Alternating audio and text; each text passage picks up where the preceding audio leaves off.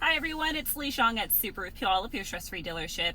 I'm in the 2021 Limited Outback and I'm showcasing a quick tutorial on how to set your clock.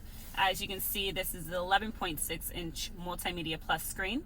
You will go to your settings, hit clock, and this one you'll have your time settings, time zone, daylight savings time, and your clock format. So you go to time settings, you'll have an option of doing it manual or auto or manual, and you'll have the date and the time settings here. And all you do is change it accordingly.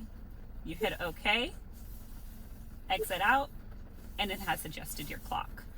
For more information, please visit us at SubaruPuyallup.com or check out any additional tutorial videos on our YouTube page.